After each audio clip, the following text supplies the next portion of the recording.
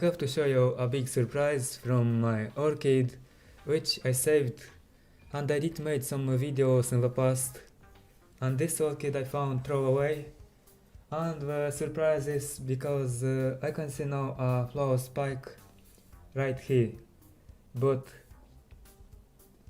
we have to wait to grow more to see it. Only I can see, but in the camera I don't know. And it have quite many roots that grow very healthy, and that is good. And the leaves are still here, the old leaves, that is good.